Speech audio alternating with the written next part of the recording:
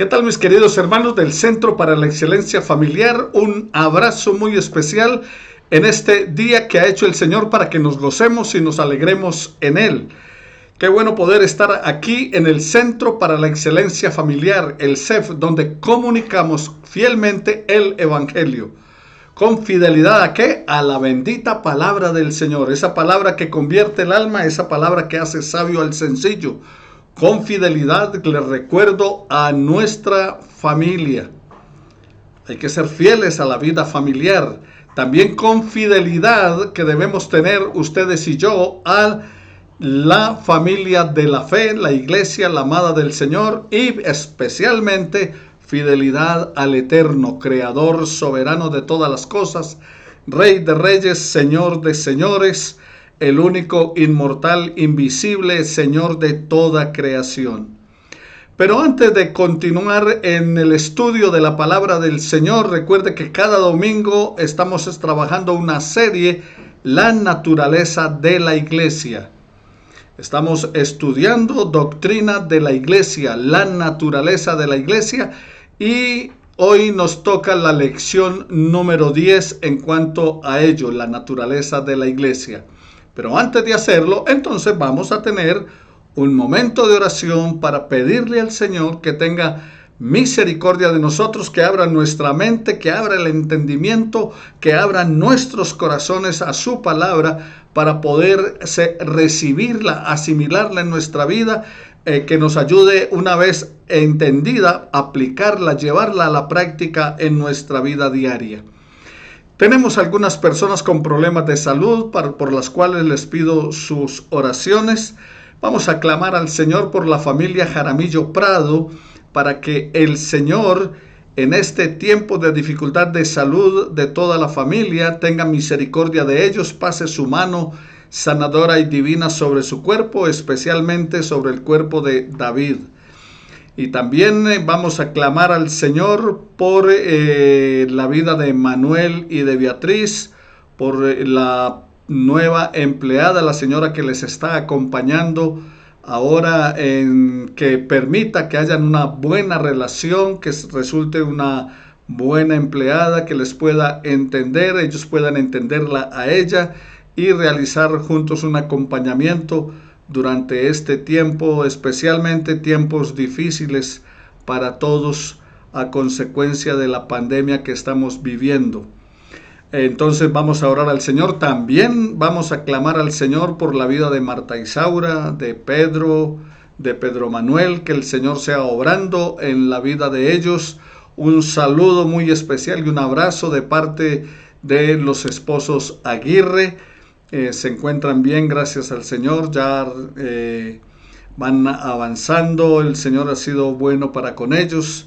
Una oración también les pedimos a todos ustedes por la familia Rosero, que el Señor siga guardándoles y guiándoles en todo momento.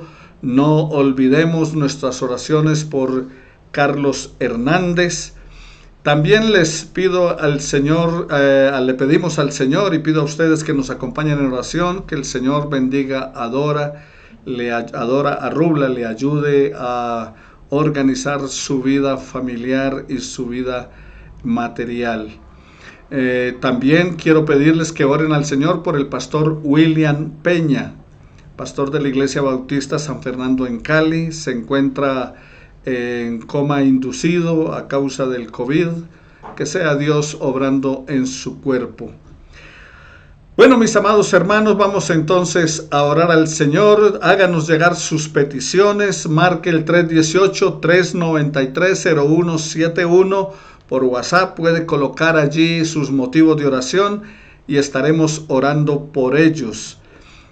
También vamos a orar al Señor para que nos permita abrir pronto el lugar de reunión, el lugar de cultos. A ver si podemos ahora en mayo comenzar de nuevo, que cambie un poco las circunstancias que se están viviendo en este tercer pico de pandemia. Una vez que las cosas se estabilicen, entonces iniciaremos de nuevo nuestras reuniones. Por ahora seguimos teniéndola a través de la digitalidad. Padre de la gloria, te damos muchas gracias en este momento, Señor, para que tú seas bendiciendo nuestras vidas, guiándonos conforme a tu propósito. Las personas que hemos mencionado por oración, sea obrando, Señor, en sus cuerpos. Pasa tu mano sanadora y divina sobre la familia Jaramillo Prado y aleja la enfermedad de sus vidas. Quita de su cuerpo, Señor, los malestares y que tu nombre sea glorificado a través de esta circunstancia. Vuelve a ti el corazón de ellos. También bendice, Señor, la vida de Santiago, de Melissa. Tu bendición sea sobre ellos y prepares también todas las cosas, las aparejes para el futuro de sus vidas. Sigue bendiciendo, Señor, la vida de la familia Contreras Jaramillo. Tu amor y cuidado sea para con ellos, la vida de William, de su esposa, de sus hijos. Llénale de tu paz y de tu amor y permite, Señor, que durante este tiempo difícil que se está viviendo, las cosas puedan mantenerse en la economía de manera adecuada. Igualmente te pedimos, Señor, por la familia Molina, Marta y Ricardo, sus hijos, tu bendición sea sobre ellos en todo tiempo. Señor, haz extensiva tu bendición sobre la vida de nuestro hermano Sergio Galván, de su esposa, de sus hijas. Tu bendición sea sobre ellos y también sobre la vida de Luz Marina Payares, allí en Bucaramanga. Guárdales en Cristo Jesús. Nuestro buen Dios, queremos ahora, Padre, presentarnos delante de ti para pedirte, abre nuestra mente, nuestro corazón para recibir de tu palabra y esa palabra la pongamos por obra. Gracias te damos, Señor, por bendecir nuestras vidas. Gracias por lo que estás haciendo en la vida de Joana y Diego, aparejando, Señor, tu provisión, porque tú, Señor, no faltas con la bendición. Gracias, Señor. Gracias, Padre. Gracias, porque en este tiempo hemos visto tu mano poderosa sobre nuestras vidas y nuestra familia pese a las dificultades. También trae sanidad emocional, Señor, sobre nosotros. Te lo imploramos en Cristo, el Salvador y Señor de nuestras vidas. Ahora continúa con nosotros, Padre. Tu gloria sea manifestada, tu poder sea sobre nosotros.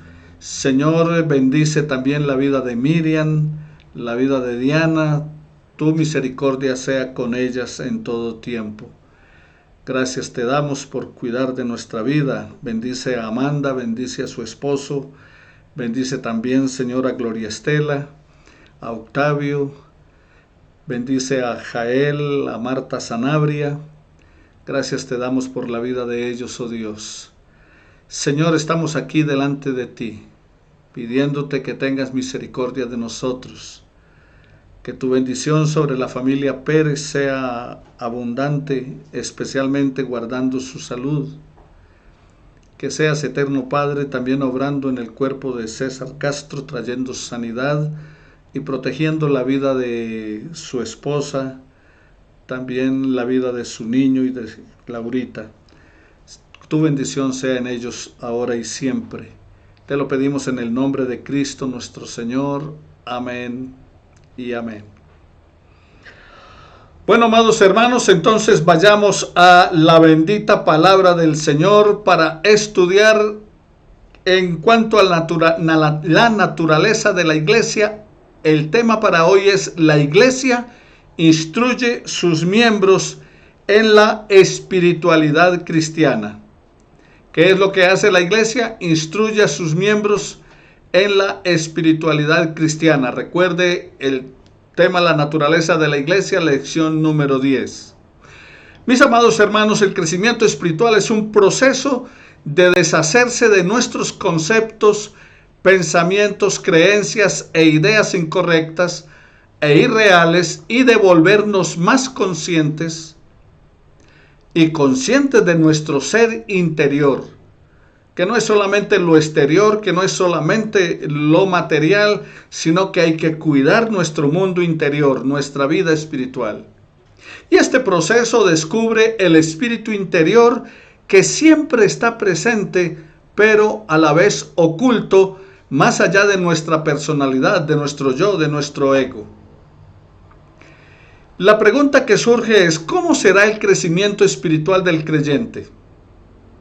Bueno, los espiritualmente maduros podrán distinguir el bien del mal, como está en Hebreos capítulo 5, versículo 14, que nos dice: pero el alimento sólido es para los que han alcanzado madurez, para los que por el uso tienen los sentidos ejercitados en el discernimiento del bien y del mal.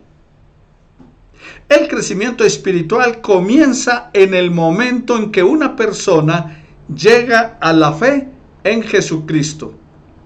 Y debe continuar, porque no termina allí, solamente con conocer a Cristo. Debe continuar hasta que una persona entre a la presencia de Cristo después de esta vida.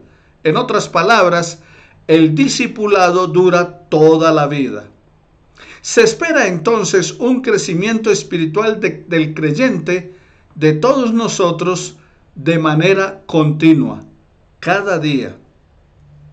Los cristianos, mis amados hermanos, no debemos permanecer como niños en Cristo. Pablo le reclamó a los creyentes de la iglesia de Corinto lo siguiente: de manera que yo, hermanos, no pude hablaros como a espirituales, sino como a carnales, como a niños en Cristo. Primera de Corintios capítulo 3, versículo 1. Usted y yo hemos participado de un nuevo nacimiento. Juan capítulo 3, versículo 3, Jesús dijo que el que no nace de nuevo no puede ver el reino de Dios. Y entonces, por la fe en Jesucristo, al recibirle como Señor y Salvador, entramos a ser parte de su familia. Juan 1:12 dice: a los que creyeron y le recibieron, les dio el derecho, la autoridad, la potestad de ser llamados hijos de Dios. Pero ahora, si hemos nacido de nuevo, es menester seguir creciendo cada día. Porque, ¿qué le parece a usted que su hijo se hubiera quedado bebé y que todavía le estuviera cambiando pañales y con 40 años? Bueno, es menester que ese que nació vaya creciendo cada día. Así nosotros tenemos que crecer en la gracia y en el conocimiento de nuestro Señor. Primera de Corintios capítulo 3, versículos 1 al 3 y segunda de Pedro capítulo 3, versículo 18. Este proceso, amados hermanos, de crecimiento espiritual y de madurez es lo que queremos decir cuando hablamos de espiritualidad cristiana. Entonces, al hablar de espiritualidad cristiana, nos referimos ¿a qué? A la práctica de la presencia de Dios en la vida de cada persona. La espiritualidad no viene fácilmente, tampoco inmediatamente. Esa espiritualidad en tu vida y en mi vida debe ser enseñada, cultivada y experimentada. Ahora, como maestra, la iglesia identifica los dones del Espíritu, los atributos de la fe y el medio para experimentar la gracia de Dios. Por lo tanto, la iglesia entonces es una guía espiritual que por lo tanto ayuda a sus miembros a descubrir dones espirituales y madurez en la fe. O sea, la iglesia como maestra tiene el deber de orientarnos de cómo se debe vivir y compartir la vida cristiana. Y por eso estamos teniendo esta serie de doctrinas sobre la iglesia. La iglesia provee instrucción ética, o sea que dentro de la enseñanza que la iglesia le da a sus miembros, la iglesia le provee instrucción ética. El teólogo C.H. Dodd comentó que en el Nuevo Testamento la enseñanza, o sea, la didáscala, era una instrucción ética en la mayoría de los casos. Aunque las demandas éticas son esenciales al Evangelio, la iglesia no promueve requisitos éticos como un fin en sí mismo. O sea, en otras palabras, el principal propósito de la iglesia no es enseñarles cómo se debe vivir bien, sino que es llevarlos a Cristo. Pero a la vez que los lleva a Cristo, entonces, ¿qué hace la iglesia? Les enseña a sus miembros acerca de cómo se debe vivir y compartir esa fe cristiana. La instrucción ética no es un legalismo, no es una fórmula de normas y de prohibiciones. Algunas iglesias basaron su enseñanza en decirle a la gente: no se vista así, no coma esto, no coma aquello, guarde tal día, usted debe venir a tal día van a ocurrir milagros, sanidades y prodigios. Y entonces comenzaron a colocarle normas y prohibiciones de lo que se debía hacer y no se debía hacer. La iglesia esa no es la función primordial de la iglesia, sino un reflejo del nuevo mandamiento de Cristo. ¿Y cuál es ese? Amarnos los unos a los otros. Como él dijo: ámense los unos a los otros como yo los he amado. Juan capítulo 13, versículos 34 al 35. La orden entonces del Señor Jesús de amar no se está representando o presenta una ley mucho más alta que distingue a todos los seguidores de Jesús del resto del mundo. Romanos capítulo 8, versículo 13. Las pautas éticas que la iglesia enseña tienen implicaciones individuales y comunitarias.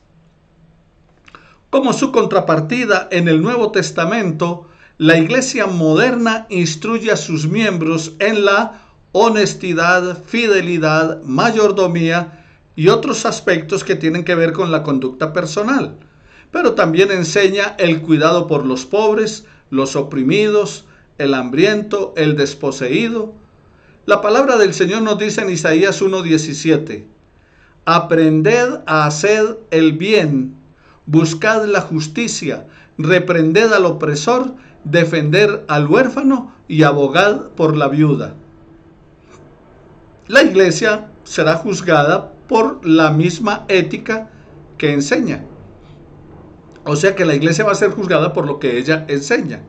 Y cada tema es evaluado a la luz de Cristo, quien es el supremo maestro de ética y nuestro ejemplo. Cristo es el ejemplo para la iglesia de cómo se debe vivir en Dios y para Dios. Dice el Señor Jesús en Juan capítulo 13, versículo 15: porque ejemplo os he dado, porque como yo he hecho, vosotros también hagáis. O sea, ¿qué dice el Señor? Que nos dio ejemplo para que, así como Él hizo, ustedes y yo lo hagamos.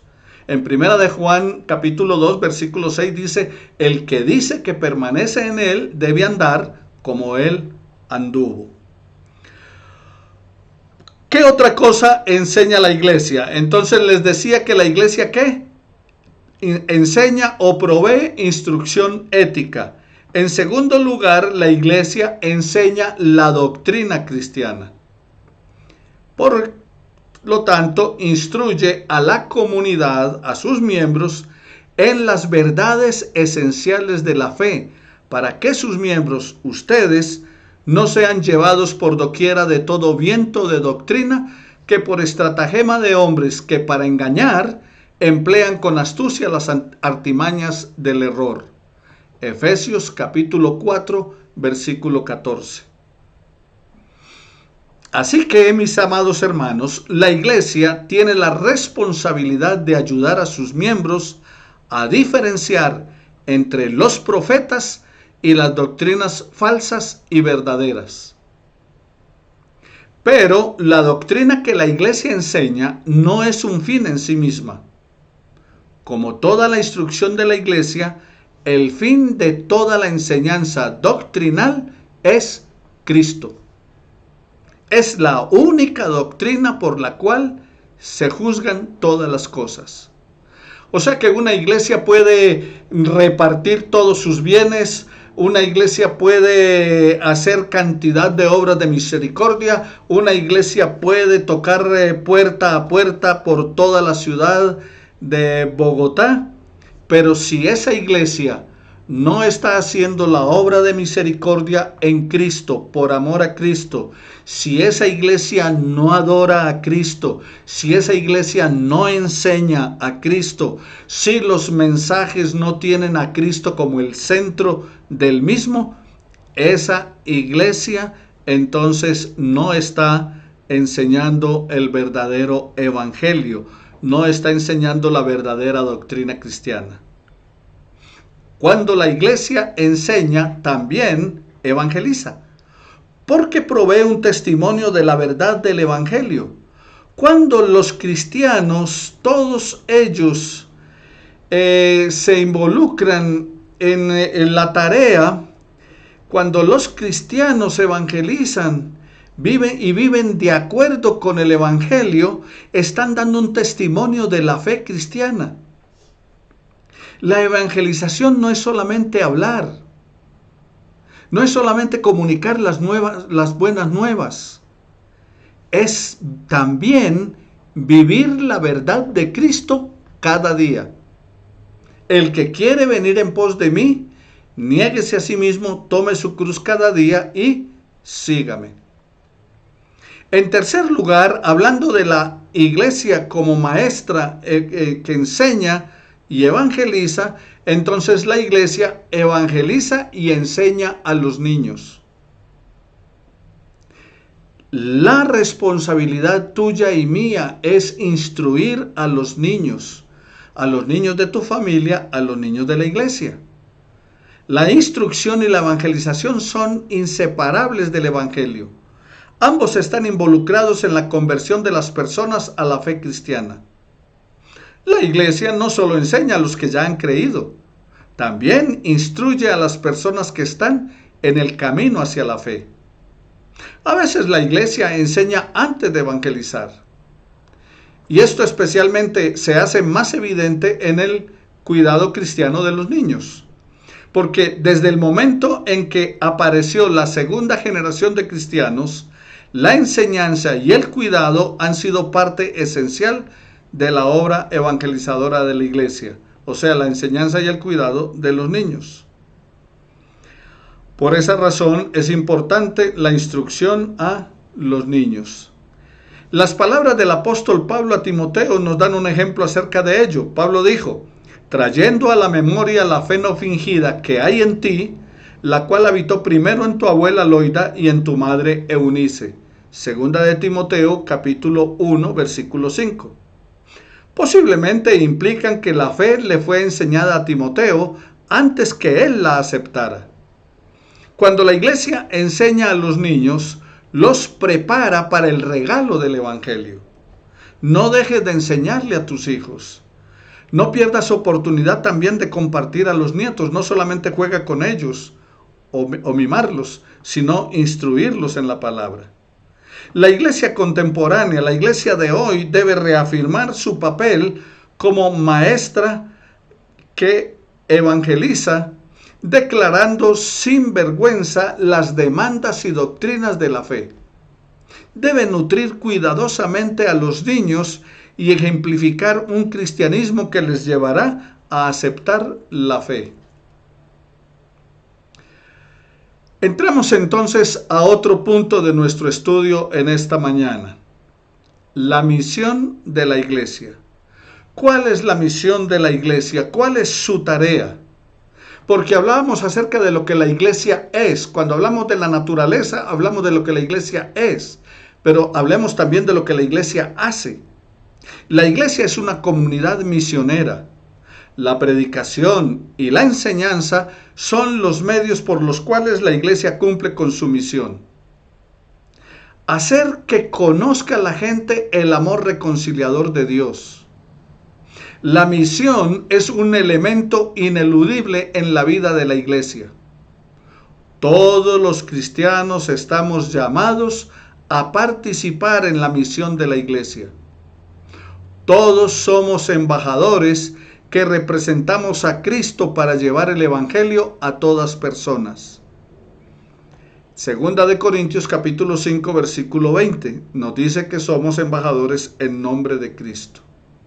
La misión entonces principal de ustedes, de la iglesia que son ustedes, de la iglesia que soy yo, se lleva a cabo a través de muchas misiones, de programas específicos, de alcance misionero, sean locales o regionales o internacionales también. Porque recuerde, me seréis testigos en Jerusalén, Judea, Samaria y hasta lo último de la tierra. Pero la misión cristiana no es algo que solamente ocurre allá. O sea, el envío de un misionero al exterior, o el envío de un misionero a una tribu indígena, o el envío de un misionero a un lugar lejano. A propósito, ayudamos a los misioneros de nuestra denominación bautista colombiana y vamos a hacer una compra de Biblias con los diezmos y ofrendas que ustedes dan. Con parte de ello vamos a comprar unas Biblias para enviar a estos misioneros que están haciendo trabajo en algunas comunidades indígenas. Cierro acá este paréntesis y volvemos al estudio. Entonces, a través del trabajo de misioneros oficiales especializados, como los que acabo de mencionar, también nos toca a ustedes y a mí participar. ¿Por qué? Porque la obra misionera se hace con la rodilla de los que oran. O sea que ustedes como iglesia, junto conmigo, debemos clamar al Señor, interceder por los perdidos del mundo y que el Señor envíe obreros a la mies, porque la mies es mucha y los obreros son pocos, como dice allí el Evangelio según San Lucas en el capítulo 11. Entonces las misiones se hacen con las rodillas de los que oran, pero también las misiones se hacen con las manos de los que dan. Cuando tú ofrendas, cuando tú diezmas, parte de eso que estás diezmando y ofrendando contribuye a la extensión del reino de Dios a través de lo que hacemos en el apoyo a misioneros para que vayan y lleven la obra, en apoyo a materiales para que ellos tengan, y también con eso se ha contribuido para adquirir algunas propiedades que hoy en día sirven como templos o casas de oración como las que tenemos. Y finalmente las misiones se hacen con los pies de los que van. O sea, rodillas de los que oran, manos de los que dan, pies de los que van. O sea, aquellos que van llevando las buenas nuevas. Como dice la palabra, que pueden ir con lágrimas, llevando las semillas, sembrándola, pero vuelven con regocijo trayendo las gavillas. Entonces es la actividad de todo el pueblo de Dios que se expresa de muchas formas. La misión de la iglesia es la iglesia entera en acción. Eso es la misión. La iglesia entera en acción. Tú debes estar aprovechando. Coge tu teléfono, llama a familiares, amigos, vecinos, conocidos y háblales acerca de Jesús. Cuando el pueblo de Dios ministra en el nombre de Cristo donde quiera que estén, están cumpliendo la misión de la iglesia. Y dentro de la misión de la iglesia está el testimonio al mundo. La iglesia tiene una misión en el mundo.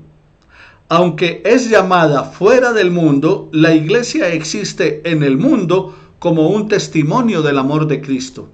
Recuerda que Él nos dejó acá como sal y luz de la tierra, Mateo capítulo 5. Acepta el mundo como un escenario de la actividad creadora y redentora de Dios. A la vez, reconoce los peligros de la mundanalidad en su propia vida.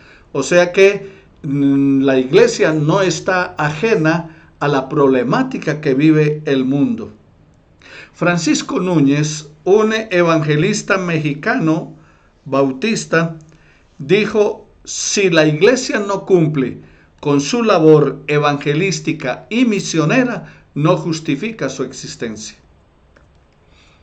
En el Nuevo Testamento, mis amados hermanos, la palabra que se traduce testimonio viene de una palabra griega martureo, que significa testificar, dar evidencia de la experiencia o conocimiento de primera mano.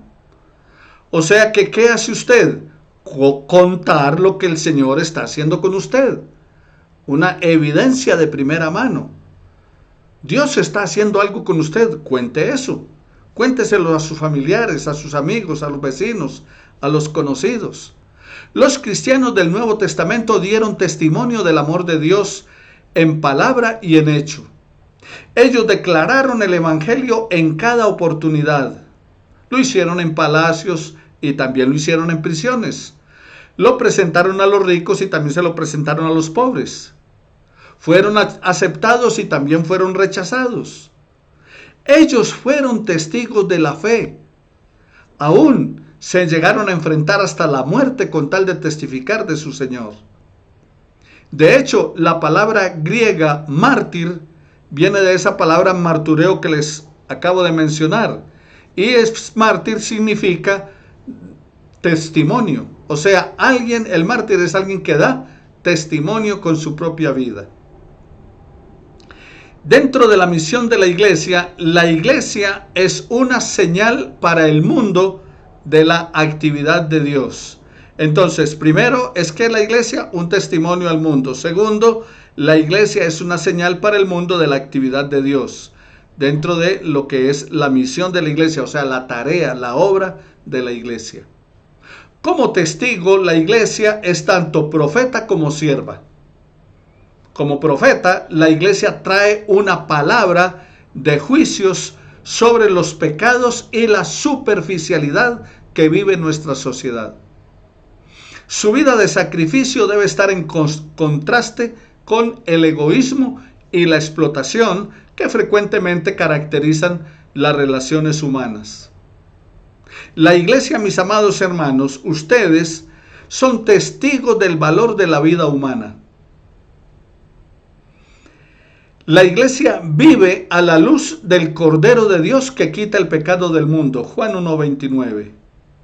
Este testimonio profético a veces trae consigo persecución, trae también represión.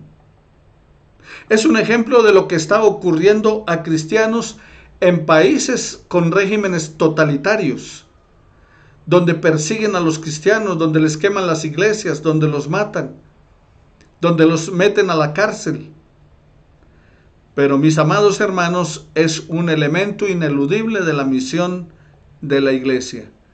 Que la iglesia, como decía un coro que se cantaba, un himno que se cantaba hace años, en la prueba y en la lucha, la iglesia sigue caminando y solo se detiene para descansar. De lo contrario, la iglesia tiene que estar en actividad día tras día, siempre proclamando la verdad de Jesucristo. La iglesia no puede dejar de ser y hacer lo que Jesucristo le dejó como tarea, de aquello que Jesucristo le dejó como legado.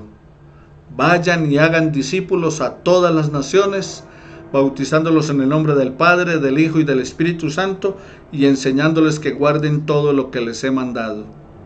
La iglesia siempre ha sido perseguida y será perseguida. La iglesia nació ilegal y seguirá siendo ilegal hasta la venida de Cristo. ¿Por qué razón?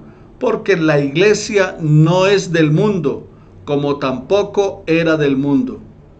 Ellos no son del mundo, como tampoco yo soy del mundo, dijo el Señor Jesús en Juan 17:16. Entonces no creas que con nombrar pastores en la política para que sean gobernantes, o de nombrar pastores en el Congreso, o de nombrar cristianos en otras esferas, las cosas van a cambiar. No, la iglesia debe estar separada del Estado. La iglesia le debe responder a Jesucristo y tiene que señalar el pecado en cualquiera de sus formas, pecado de los gobernantes, pecado de la gente común y corriente, de los ricos, de los pobres, etc. Esa es la tarea, la misión evangelizadora de la iglesia. Y no se va a lograr el cambio de la humanidad a través de la política, porque ese cambio solo lo puede obrar el Espíritu Santo en aquellos que han recibido a Jesucristo como Señor y Salvador. El testimonio de la iglesia también se encuentra en el servicio. Como su Señor, sirviendo a su Señor, la iglesia toma forma de siervo, dando a comer al que tiene hambre, dándole ropa al desnudo, cuidando al enfermo y al prisionero. Filipenses capítulo 2, versículo 7 y Mateo capítulo 25, versículos 31 al 46. El Nuevo Testamento usa la palabra diáconos, no tanto para describir un grupo oficial de la iglesia, sino como para describir el papel de siervo de la comunidad de fe, que es la iglesia. La iglesia es un siervo que Jesús mismo ejemplificó y al cual llamó a sus discípulos. Juan capítulo 13, versículos 1 al 17. Él nos dio el ejemplo para que sigamos sus pisadas. El servicio de la iglesia se extiende aún a aquellos que rechazan y repudian su testimonio. El testimonio de la iglesia más se acerca a Cristo cuando se ve reflejado en el amor y en el servicio a sus semejantes, incluido sus enemigos. Glenn Higginson, un predicador y escritor, él escribió lo siguiente. Dijo que el testimonio de la iglesia se encuentra cuando derrama su vida para satisfacer la necesidad humana donde quiera y en cualquier forma que la encuentre. El servicio, por lo tanto, mis amados hermanos, no es algo que viene después del testimonio. El servicio es el testimonio. El autosacrificio, no la autoprotección, no la autopromoción, es el corazón de la misión de la iglesia. El servicio. En el día de hoy, la distinción entre la iglesia como testigo y la iglesia como sierva se ha exagerado. Y ha habido una división acerca de lo que es la verdadera misión de la iglesia. Algunos dijeron que la misión de la iglesia era solamente evangelización y testimonio.